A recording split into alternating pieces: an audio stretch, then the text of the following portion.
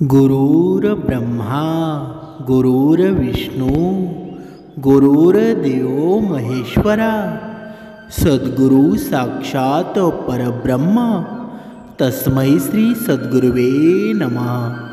जय जय रघुवीर समर्थ श्रीराम समर्थ। सद्गुरु चरणांना नतमस्तक होऊन आपण या निरूपणास सुरुवात करूया। मायबाप सज्जनांचं स्वागत आहे। या सुंदर सकाळच्या वातावरणामध्ये आपण या निरूपणास सुरुवात करूया। समर्थांनी सांगितलेलं आहे की जेव्हा हक्काचं मागण्याची वेळ येते ना, तिथून महाभारत सुरू होतं, आणि जेव्हा हक्काचं सोडण्याची वेळ येते ना, तिथून रामायण सुरू होतं। बघा, हे जीवनाचे दोन पर्व आहेत, एक महाभारत आणि एक रामायण। जेव्हा हक्क बजावण्याची वेळ असते, जेव्हा हक्क मागण्याची वेळ येते, तिथूनच महाभारत सुरू होत असतं। आणि जेव्हा हक्काचं बघा श्रीराम होते, पूर्ण राज्याचा बघा राजा श्रीराम होणार होते, आणि श्रीरामच होते ना, पण तरीसुद्धा जे हक्काचं होतं ना, बघा हे पूर्ण सोडण्याची वेळ श्रीरामांवर आली आणि वनवास पत्करावा लागला। म्हणजेच काय? म्हणजेच ही नियती आहे, ती प्रत्येकाच्या जीवनाचं बघा ठरवून ठेवलेली असते। पण आपले कर्म असतात ना, त्या कर्मानंच माणूस श्रेष्ठ होत असतो। बघा, श्रीराम प्रभू होते, जरी त्या राज्याचा राजा झाले नाही, तरीही सुद्धा नाव मात्र कुणाचं श्रेष्ठ झालं? श्रीरामांचंच ना, भरताचं झालं का? बघा, म्हणूनच श्रीराम होते ना। बघा, जरी आपल्या जीवनामध्ये किती संकट निर्माण झाली, तरीही आपले चांगले कर्म कधीच सोडू नका। जरी आपल्या हक्काचं सोडण्याची वेळ आली तरीसुद्धा, जेव्हा कितीही वाईट प्रसंग निर्माण झाले तरीसुद्धा, श्रीराम प्रभूंनासुद्धा कितीतरी वाईट प्रसंगांना सामोरे जावं लागलं, तरीही त्यांनी कधीच वाईट कृत्य केलं नाही, कधीच वाईट प्रवृत्ती निर्माण केली नाही। म्हणजेच काय? म्हणजेच तुमच्यावर किती जरी संकट आली, तरीही तुम्ही वाईटाच्या मागे कधीही जाऊ नका। बघा, ज्याप्रमाणे असतात ना, बघा आपल्या जीवनामध्ये काही कावळे असतात। हे कावळे म्हणजे कोण? म्हणजे क्रूर कर्म करणारे कावळे, कारण ते क्रूर कर्म करतात सुद्धा। समर्थांनी सांगितलेलं आहे, मनुष्याने या कावळ्यांपासून सावध राहायला हवं, कारण हे कावळे असतात ना, क्रूर कर्म करून सुद्धा भक्ती मार्गामध्ये येतात। म्हणजेच काय? म्हणजेच त्यांना असं समोरच्याला दाखवायचं असतं की मी भक्ती मार्गामध्ये आहे, मग माझे जे क्रूर कर्म आहेत ना, वाईट मार्ग, मी वाईट मार्गावर आहे ना, तो वाईट मार्ग माझा बघा तो पापाचा घडा आहे ना, तो संपून जाईल आणि पुण्यकर्मामध्ये रूपांतर होईल। पण तसं होतं का? कधीच होत नाही। म्हणून आपल्या आजूबाजूला सुद्धा आहेत ना काही कावळे टपलेले आहेत। या कावळ्यांना सामोरे कसं जायचं? बघा, जेव्हा हा कावळा आहे ना, हा एकमेव असा पक्षी आहे जो गरुडाला चावा घेतल्याचं धाडस करतो। बघा, गरुड म्हणजे तुम्हाला माहीत आहे, गरुडाची क्षमता किती आहे, उंच भरारी घेऊ शकतो। तरीसुद्धा हा कावळा असतो, गरुड कधी कावळ्याला ऐकेल का? कधीच ऐकणार नाही। तरीसुद्धा हा कावळा आहे ना, गरुडाला चावा घेतल्याचा प्रयत्न करतो। तो गरुडाच्या पाठीवर बसतो आणि त्यांच्या गळ्यावर चावा घेतो, परंतु गरुड त्याला प्रतिसाद देत नाही। बघा, कावळ्याशी लढा कधीच तो देत नाही, किंवा कावळ्याला आपला वेळ वाया घालवत नाही। फक्त तो पंख उघडतो आणि आकाशात उंच उंच भरारी घेण्यामध्ये सुरुवात करतो, पण तो कावळ्याला कधी मारत सुद्धा नाही। खरं तर उड्डाण जितके जास्त होतं ना, तितकं कावळ्याचा श्वास घेणं कठीण जातं, आणि मग ऑक्सिजनच्या अभावामुळं कावळा आपोआप खाली कोसळतो। आपणही आपल्या कावळ्यांबरोबर बघा वेळ वाया घालवणं थांबवा, फक्त स्वतः उंच उंच भरारी घ्या, सतत काम करत राहा। कमकुवत असलेले हे लोक आहेत ना, यांच्यापासून जपून राहा, कारण ते तुमच्या आयुष्य संपवायला कमी पडणार नाही। म्हणून आपल्या पंखांमध्ये एवढी जीवन समर्थांनी दिलेलं आहे ना, एवढी ऊर्जा दिलेली आहे ना, उंच उंच भरारी घ्या, एवढ्या उंचावर जा ना, जे आपल्या आजूबाजूला जे कावळे आहेत ना, ते बघा तिथून खाली कोसळले पाहिजेत। पण आपण तसं करतो का? आपण ते कावळे असतात ना, त्यांच्याशी भांडण करण्याचा प्रयत्न करतो, पण समर्थांनी सांगितलेलं आहे त्यांच्याशी भांडण करू नका. आपण अशा ठिकाणी जा की हा कावळा तिथपर्यंत पोचू शकणार नाही. बघा, ज्याप्रमाणे गरुड करतो, गरुडाने जर ठरवलं ना तर कावळ्याला तो कधीच ऐकू शकणार नाही, कारण गरुडाकडे एवढी शक्ती आहे. पण गरुड त्याच्या बघा बोलण्याकडे लक्ष देतो का? बघा, गरुड त्याच्याकडे अजिबात लक्ष देत नाही, कारण गरुड विचार करत असतो की बघा माझी शक्ती मी वाया का घालू. या छोट्याशा बघा याच्या वैखरीमधून तो शिव्या शाप देत असतो. मग याच्या वैखरीला आपण तोंड लावणं बरोबर आहे का? चुकीचंच आहे ना. म्हणून समर्थांनी या कावळ्यांपासून वाचवण्यासाठी समर्थांनी योग्य भक्तिमार्ग या जीवाला सांगितलेला आहे. पण हा जीव करतो का? म्हणून बघा, नको दैन्य वाणे जिणे भक्ती उणे, अति मूर्खत्या सर्वदा दुःख दुणे, धरी रे मना आदरे प्रीतिरामी, नको वासना हेम धामी विरामी. म्हणजे काय? म्हणजे भक्तीशिवाय असलेलं जीवन आहे ना, हे एक प्रकारे दारिद्र्य जीवन आहे. कारण ज्या जीवाच्या जीवनामध्ये भक्ती नाही त्याच्या जीवनामध्ये सुखसुद्धा समाधानकारक येत नाही. जरी सुख आलं ना ते क्षणिकच येऊन जातं. कारण भक्तिहीन अत्यंत अज्ञानी व्यक्तीला सदैव दुप्पट दुःख भोगावी लागत असतात. त्याच्या वाट्यालाही दुःख येत असतात आणि वेळोवेळी ही दुःख सहन करण्याची, सोसण्याची त्याची क्षमता नसते. कारण ती क्षमता का नसते? कारण त्याच्या जीवनामध्ये भक्ती मार्ग नसतो. आणि ज्याच्या जीवनामध्ये भक्ती मार्ग नसतो ना त्याच्या जीवनामध्ये दुःख सहन करण्याची ऊर्जासुद्धा कमी असते. म्हणूनच हे म्हणा, प्रभू श्रीरामाविषयी अत्यंत आदरपूर्वक तू बोल. जिथे राम नाही ना अशा सुवर्ण महलात देखील राहण्याची इच्छा तू करू नकोस. किंबहुना अशा इच्छांचा तू त्याग करून टाक. बघा किती सुंदर श्लोक आहे. म्हणजेच तुझ्या जीवनामध्ये जर तुझ्या जीवनामध्ये खूप धनसंपत्ती असेल पण ती क्रूर मार्गातून जर येत असेल ना तर ती धनसंपत्ती लाथाडून दे. पण हा आजचा मनुष्य तसा करतो का?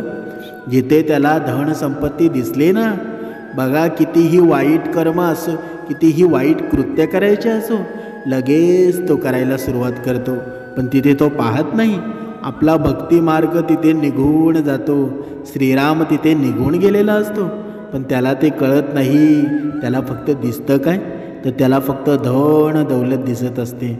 म्हणून समर्थांनी सांगितलेलं आहे, तुझ्याकडे जे आहे ना ते सर्वश्रेष्ठ आहे आणि ते सर्वश्रेष्ठच तू मानायला पाहिजे. तू दुसऱ्यांच्या संपत्तीकडे लक्ष देऊ नकोस. कारण का? जेव्हा तू दुसऱ्यांच्या संपत्तीकडे लक्ष देशील, धन दौलतीकडे लक्ष देशील ना, तेव्हा तुझ्या जीवनात सुद्धा दुःख निर्माण झाल्याशिवाय राहणार नाही. कारण का? कारण दुसऱ्याचं परधन असतं ना ते भयावह असतं. ते आपल्याला हितकारी नसतं. ते सदैव जीवनामध्ये दुःख निर्माण करत असतं. म्हणून दुसऱ्याचं धन दौलत पैसा असतो ना त्याच्याकडे पाहून तुझ्या जीवनामध्ये दुःख निर्माण करू नकोस. म्हणून समर्थांनी सांगितलेलं आहे, अशा आपल्या आजूबाजूला आणि या भक्तिमार्गातसुद्धा असे अनेक कावळे लपलेले आहेत की ते स्वतःला स्वच्छ समजतात, स्वतःला सुंदर समजतात. पण या कावळ्यांपासून या सज्जन माणसानं सावध राहायला हवं. चला आपण एका उदाहरणाद्वारे स्पष्ट करूया की माणूस स्वतःला जेव्हा कमी लेखतो, दुसऱ्याची संपत्ती त्याला चांगली वाटत असते, तेव्हा त्याच्या जीवनामध्ये काय बदल होतो? एक कावळा होता आणि जो त्याच्या आयुष्यामध्ये बिलकुल खुश नव्हता. बघा तसं पाहायला गेलं तर प्रत्येक कावळा असतो ना तो त्याच्या आयुष्यामध्ये समाधानी कधीच नसतो. जरी तुम्हाला त्याची वर संपत्ती दिसत असेल ना तरी ती श्रीमंती समाधान कधीच निर्माण करत नाही. आणि आपण त्यालाच बोलतो आणि मग बघा त्याच्याबद्दल आपण आत्मीयता निर्माण करतो. आपल्याला असं वाटायला लागतं माझंसुद्धा जीवन त्याच्यासारखं होऊ द्या. पण समर्थांनी सांगितलेलं आहे, बघा एक कावळा असतो आणि तो त्याच्या आयुष्यामध्ये बिलकुल खुश नसतो. त्याला या गोष्टीची अडचण होती की त्याचा रंग काळा आहे आणि तो दिसायला सुद्धा कुरूप आहे. त्याला असं वाटायचं की मला कोणीही पसंत करत नाही. एके दिवशी कावळा एका झाडावर बसून रडत होता आणि त्याच झाडाखाली एक वृद्ध व्यक्ती बसलेला होता, साधू बसलेला होता. तेव्हा त्या वृद्ध साधूनं त्याच्या गाळावर कावळ्याच्या अश्रूचा एक थेंब पडला. त्या वृद्ध व्यक्तीनं बघा वर पाहिलं तेव्हा त्यांना दिसलं की कावळा वर बसून रडत आहे. त्या वृद्ध साधूनं कावळ्याला विचारलं, तू का रडत आहेस? तुला काही अडचण आहे का? तेव्हा कावळा म्हणाला, रडू नाही तर मग काय करू? माझं जीवन खूपच वाईट आहे.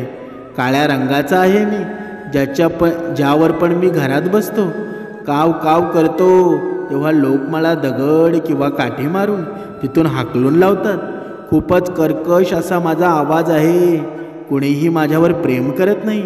आम्हाला कोणी पाळत सुद्धा नाही. आणि हे सर्व माझ्या या काळ्या रंगामुळं आहे. त्यामुळं असं जगण्यापेक्षा मी मेलेलं कधीही चांगलं. तेव्हा ते साधू बघा त्या कावळ्याला समजावून सांगण्याचा प्रयत्न करतात. बघा ते साधू म्हणतात, ऐक, आपल्याला प्रत्येक परिस्थितीमध्ये नेहमी आनंदी राहायला पाहिजे. परंतु त्या साधूनं त्याला समजवण्याचा कावळ्याच्या मनावर काहीच परिणाम झाला नाही. त्याचं रडणं अजूनही बंद झालं नव्हतं.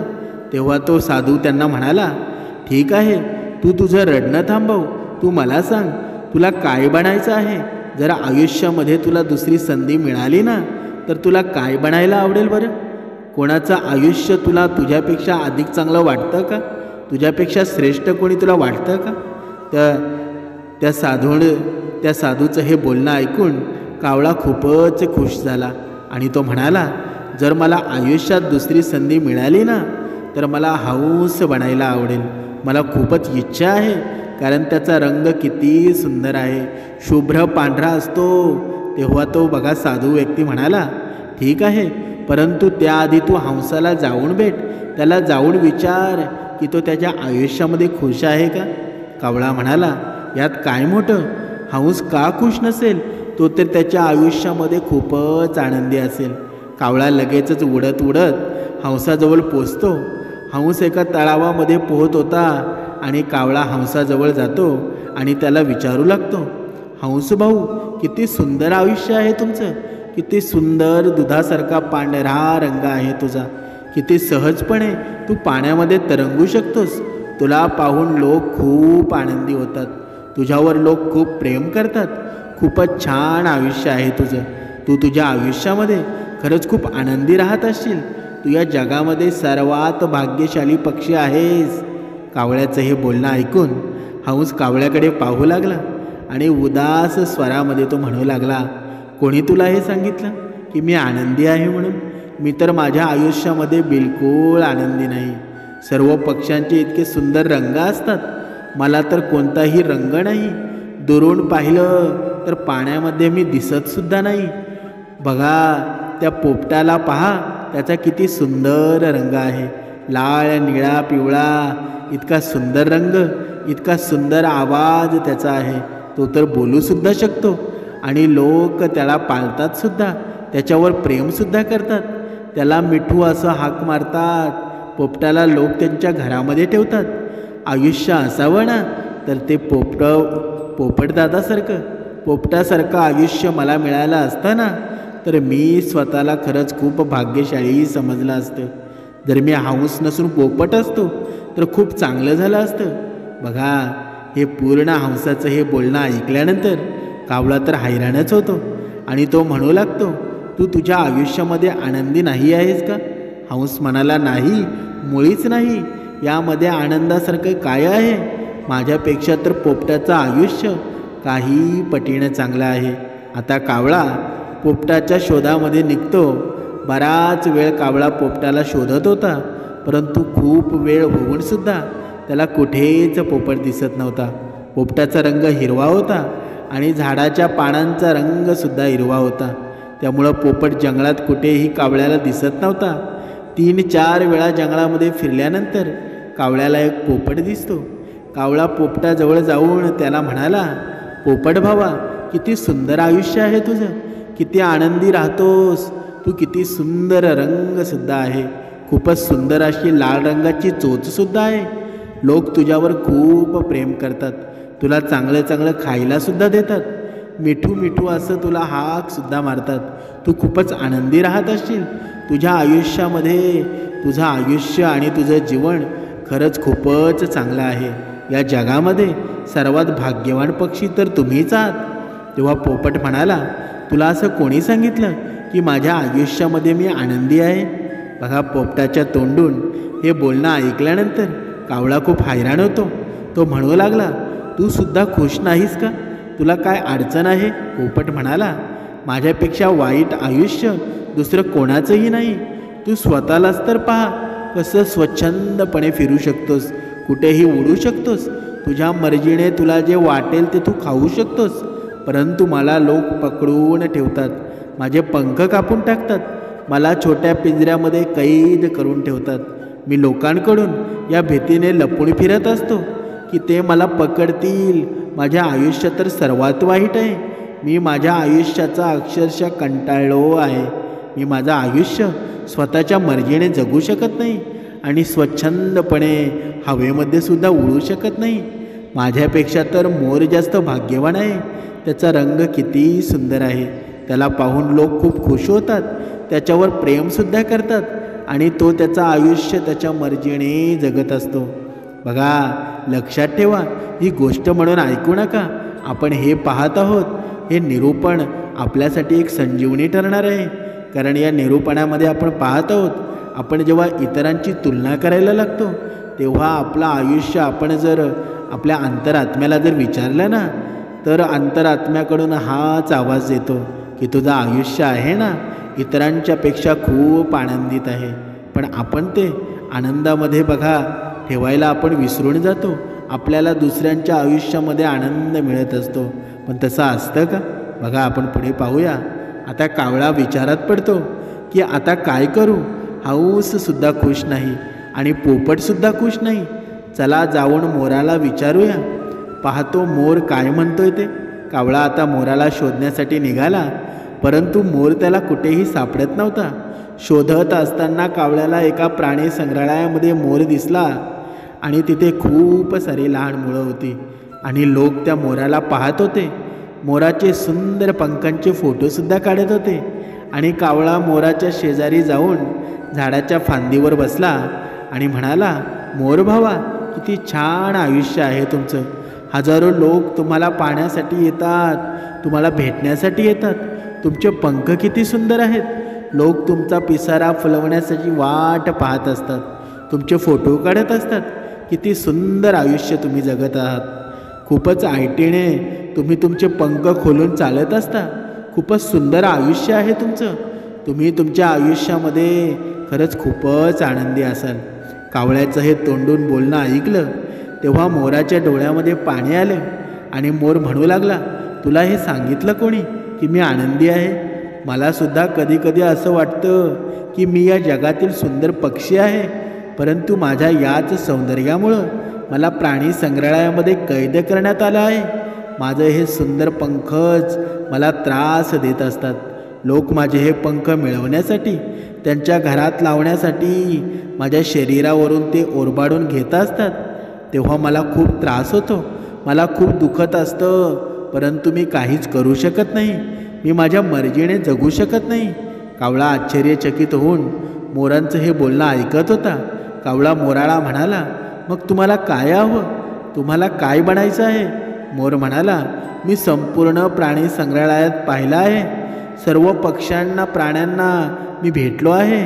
सर्व पक्षी, सर्व प्राणी येथे हजर आहेत, परंतु फक्त एकच पक्षी आहे ज्याला कैद केलं नाही.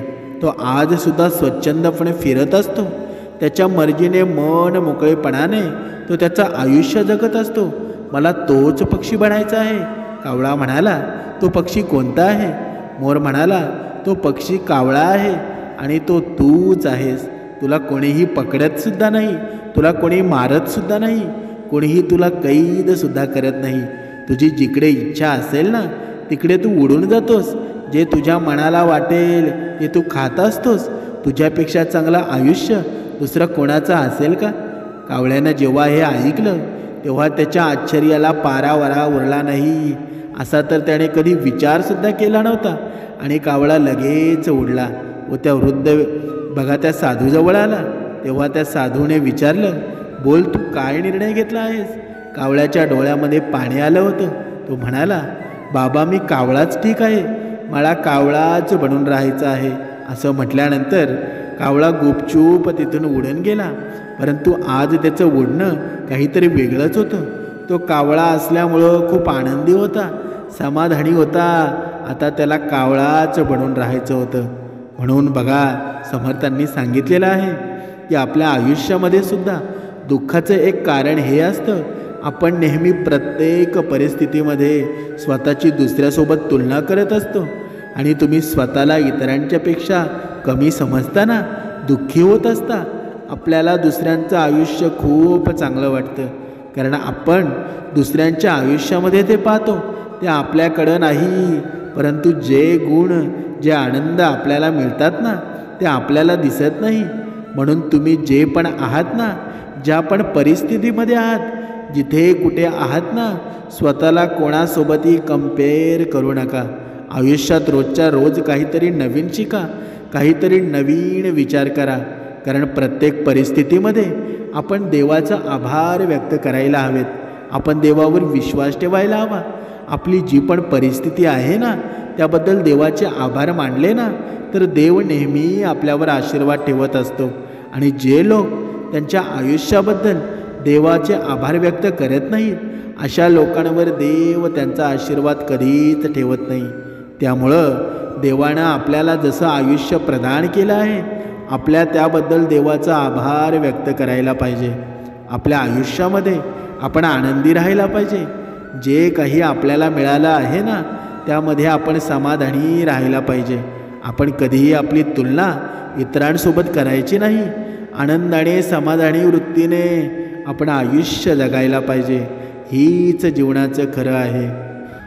समर्थांनी सांगितलेलं आहे की जीवनात जर पुढे जायचं असेल ना, तर बहिरे होऊन जा. कारण जास्तीत जास्त लोकांचं बोलणं आहे ना, हे मनोबल कमी करणारं असतं. जर तुम्ही लोकांच्या बघा बोलण्यामध्ये तुम्ही तोंड देत राहिला, त्यांच्या बोलण्यामध्ये तुमची वैखरी जर तुम्ही बघा चालत राहिला ना, तर त्यामध्ये तुमचंच आयुष्य खराब होऊन जाईल. तुमचं मनोधैर्य बघा खचून जाईल. म्हणून लोकांच्या तोंडाला तोंड देत बसू नका. आपलं जे कार्य आहे ना, समर्थांनी जी भक्ती सांगितलेली आहे, आपलं रोजचं काम आहे ना, ते समर्थांच्या या सद्गुरूंच्या नामाने चालू झालं पाहिजे. तेव्हाच आपलं कामामध्ये सुद्धा मन रमल. जी व्यक्ती तुमच्या खऱ्या आणि बरोबर बोलण्याचा पण चुकीचा अर्थ काढते ना, त्या व्यक्तीला सफाई देण्यामध्ये तुमचा वेळ वाया घालवू नका. कारण जेव्हा ज्या व्यक्तीला आपण जे म्हणत असतो ते आपण पटवून देण्याचा प्रयत्न करत असतो, पण ती व्यक्ती त्या मनस्थितीमध्ये कधीच नसते. त्याच्यामुळं आपला वेळसुद्धा वाया जातो आणि आपली शक्तीसुद्धा हीन होते. म्हणून या जगामध्ये हरवलेल्या माणसांची आणि अडचणीत असलेल्या माणसांची कोणतीही मदत करत नाही. आणि एखादी व्यक्ती थोडी जरी सफळ झाली ना, सक्सेसफुल झाली, तरीही त्याच्यावर कोणीही आनंदी होत नाही. त्यामुळं स्वतःचं दुःख आहे ना, कधीच कोणाला सांगू नका. आणि आपला आनंद कोणाच्या समोर व्यक्त देखील करू नका. हे ऐकायला जरी वाईट वाटत असलं ना, तरी हे सत्यच आहे. ज्या व्यक्तीनं आपल्या मनावर नियंत्रण मिळवलं आहे, त्याची सफलता देव कधीही थांबवत नाही. म्हणून समर्थांनी सांगितलेलं आहे, ज्या माणसाला आपल्या आयुष्यामध्ये आपल्या आसपासच्या लोकांमध्ये सगळं वाईट आणि चुकीचं दिसतं ना, तो माणूस कधीही आनंदी राहू शकत नाही. कारण जेव्हा आपण डोळ्यांनी पाहतो ना, ते समोरचा डोंगर असतो तो सुंदरच दिसत असतो. पण जर आपण जवळ गेलो ना, की त्या डोंगरामध्ये भरपूर खळगे भरलेले असतात. म्हणून आपण जरी कोणाच्या वाईट गोष्टीबद्दल, कोणाच्या चांगल्या गोष्टीबद्दल आपण कोणताही अर्थ बाळगू नका. जो व्यक्ती आहे ना, त्याच्या दृष्टीने तो श्रेष्ठच असतो. म्हणून श्रेष्ठत्व निर्माण जर आपल्या वैखरीमध्ये झालेलं असेल ना, तर त्याच्यामध्ये पाप कर्म कधीही निर्माण होत नाही. म्हणून समर्थांनी सांगितलेले आहे, कोणाबद्दल वाईट साईड बोलू नका. जेव्हा आपण दुसऱ्याबद्दल वाईट बोलतो ना, तेव्हा आपल्या जीवनात सुद्धा वाईट परिस्थिती निर्माण होत असते. म्हणून नेहमी चांगल्या लोकांच्या संगतीमध्ये राहा. कारण सोनाराचा कचरा आहे ना, तो बदामापेक्षा महाग असतो. बघा, म्हणजे संगत म्हणजे कशी बघा, जे सोनाऱ्याकडं आहे बघा, एखादा हिरा असतो, तो हिरा असतो जेव्हा कोळशाच्या खाणीमध्ये असतो, पण तो कोळसा बघा तो साफ करणारा असतो. जेव्हा त्याला तो हिरा दिसतो बघा, त्याच्याकडे तो हिरा घेतो, पण त्याला त्या हिऱ्याची किंमत असते का? अजिबात नसते. पण तोच हिरा जेव्हा सोनाराकडे असतो तेव्हा तो काही करोड रुपयाचा असतो. म्हणजे काय? म्हणजे जशी तुमची संगत असेल त्या संगतीमध्ये राहाल ना, तेव्हा तुम्हाला श्रेष्ठत्व निर्माण होत असतं. म्हणून तुमची संगत चांगली असेल तर तुमच्या जीवनात सुद्धा आनंद निर्माण होईल. जोपर्यंत तुम्ही समोरच्या व्यक्तीने तुम्हाला इज्जत द्यावी अशी अपेक्षा करत असाल ना, तोपर्यंत तुमचा अपमान होत राहील. जोपर्यंत तुम्हाला वाटणार नाही की लोकांनी तुमची कदर करावी, तोपर्यंत कोणाची तुमची कदर करणार नाही. म्हणून आपल्याला जर असं वाटत असेल ना की आपली लोकांनी कदर करावी, तर आपण दुसऱ्याची कदर करायला शिकायला पाहिजे. नाहीतर कोणतीही चूक नसलेल्या माणसाला धोका देणं, त्याला मुद्दामहून त्रास देणं सगळ्यात मोठं पाप आहे. आणि ते पाप बघा आपल्याला जेव्हा आपला मृत्यू होतो, नाहीतर आजच्या या कलियुगात सुद्धा जिवंतपणीच भोगावं लागतं. म्हणून हे कृत्य करणं सोडून द्या. तुम्ही तुमचं दुःख लोकांना सांगितलं ना, तर लोक तुमच्यापासून दूर पळू लागतील. कारण त्यांना माहीत असतं जेवढ्या अशा माणसांच्या जवळ राहिलं ना, तेवढं दुःख ऐकत बसावं लागेल. आणि तुम्ही सफल झालात तर लोकांना तेही आवडत नाही. हे जग मोठं विचित्र आहे. दुःखी माणसाची मदत करत नाही आणि सफळ माणसाला खुश राहू देत नाही. म्हणून समर्थांनी जे सांगितलेलं आहे ना, ही एकमेव श्रेष्ठ भक्ती सांगितलेली आहे. या भक्ती मार्गामध्ये तुम्ही आलात ना, तर तुमच्या जीवनाचं सोनंच होईल. तुमच्या जीवनामध्ये आनंदच निर्माण होईल. तुमची कधीही फसवणूक होणार नाही. म्हणून स्वतःला असं कधीही बनवू नका की लोक तुमचा गैरफायदा घेतील. स्वतःला कधीही लाचार बनवू नका. तुम्हाला कसं बनायचं आहे ना, ते तुमच्यावर आहे. नाहीतर कोणीही येईल आणि तुमचं मन तोडून जाईल. म्हणून आपल्यावर जर अधिकार जर कोणाचा असेल ना, तर तो परमेश्वराचा आहे. आणि जर तुमच्या जीवनामध्ये जर तुमच्या जवळ जर कोणी असेल ना, तर तो परमेश्वर आहे आणि तुमचे आईवडील आहेत. म्हणून जर कुणावर जर प्रेम करायचं असेल तर या जगामध्ये दोनच माणसं अशी आहेत, ही विश्वासू माणसं. एक परमेश्वर आणि दुसरे आपले आईवडील. कधीच मनुष्याला धोका देऊ शकत नाही. म्हणून समर्थांनी सांगितलेलं आहे, जी व्यक्ती स्वतःवर खुश नाही तर ती व्यक्ती जगातील कोणतीही सुख मिळाली ना तरीही सुखी राहू शकत नाही. कारण का? म्हणून समर्थांनी सांगितलेलं आहे, स्वतः खुश राहा, इतरांना आनंदी ठेवा. तुमच्या जीवनामध्ये आनंद निर्माण झाल्याशिवाय राहणार नाही. म्हणून मदत मागण्यासाठी तर सगळेच येत असतात, पण आपल्याला जेव्हा मदतीची गरज असते ना, तेव्हा मदत करणारा कोणीच नसतो, पण तो एक मात्र भगवंत असतो. बघा आपल्या आयुष्यामध्ये कितीतरी दुःख येतात. बघा आपले नातेवाईक असतात, जेव्हा आपल्यावर संकट निर्माण होतं ना, बघा कोणाकडे पैसे मागून बघा ते लगेच आपल्याला म्हणतील की माझ्याकडे पैसे नाहीत. आपला फोनसुद्धा उचलणं बंद करतील. पण एक असं या जीवनामध्ये कोर्ट आहे ना, ते भगवंताचं कोर्ट आहे. तुम्ही कधीही तिथे मदत मागायला जा. तुम्ही संकटातून कधी ना कधी बाहेर निघतात. ही कृपा त्या समर्थांची आहे आणि त्यांचीच भक्ती आपल्याला करायची आहे. हा भक्ती मार्ग आपल्याला सांगत आहे की हे मनुष्य, तू हा भक्ती मार्ग कर आणि तुझ्या जीवनाचं भलं करून घे. पण आपण करतो का? म्हणून आपले ते लोक असतात ना, तेच असतात ज्यांना आपल्या दुःखाची जाणीव असते. नाहीतर विचारपूस तर रस्त्यावरून येणारे जाणारे लोकसुद्धा करत असतात. म्हणजेच ते आपले होतात का?